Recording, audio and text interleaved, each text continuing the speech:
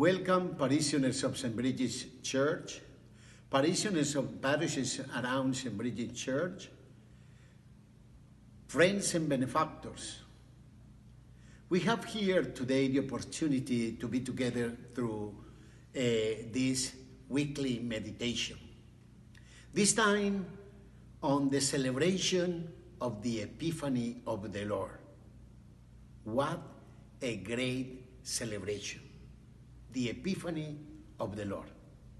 And again, I have the joy to have with me this time Francesco Rampino, our parishioner, our helper in church, our friend. And I want you to know Francesco, and so that's why I invited him to be with me today. So welcome, Francesco. Thank you very much, Father Carlos. Father Carlos, this Sunday is Epiphany Sunday. What does Epiphany mean? First of all, Epiphany is a Greek word that means epi, above, phanein, light. And so it's the light that is above, and when the light is above, it's giving light to all things and people around.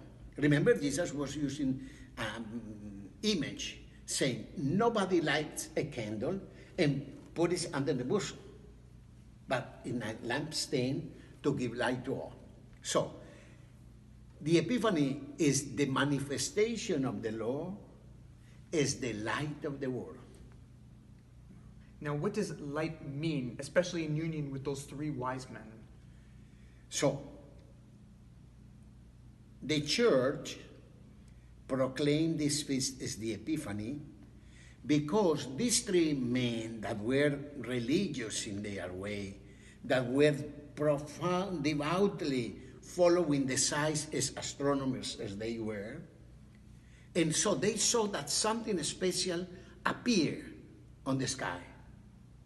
And so they put together what appeared, what they were studying and believing, and they say, this must be the sign from God. And so they put themselves into that journey, following that star that was special among all the stars, and that was journeying with them, that lately came to stay above where the Lord, the baby Jesus was. And so they went there and found where the star stopped, they found baby Jesus. And that's why they prostrated, adored, and did a homage of gifts. And so those men certainly recognized him as the light of the world. Jesus himself will define himself as the light of the world. And so that's why the Epiphany is the proclamation of Jesus as the light of the world. It didn't come by a dogma at that moment. It didn't, but what is there is what the church in her wisdom took from and then proclaimed the Epiphany. Very nice. Now, Father Carlos, how can we in our daily lives discover the light of the world? That's the point. So, we have to remember that Jesus defines himself as the light of the world.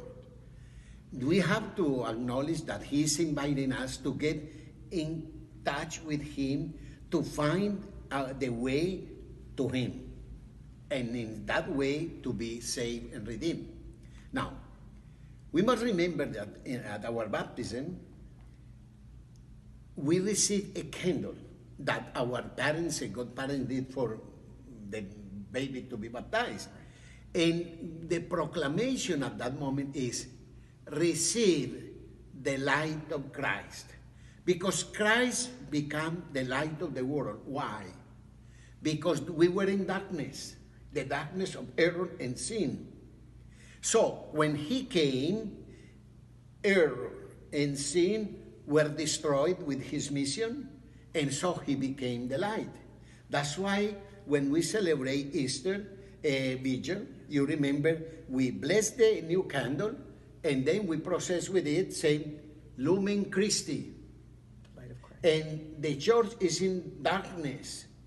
At the third proclamation, the church lights up, rings the bells. We have the light with us, Jesus Christ. Thank you, Father Carlos. No problem, Francesco. And I want to take this opportunity to thank all of you that follow us every week, to wish you a nice celebration, and still at the beginning of the new year, Happy New Year.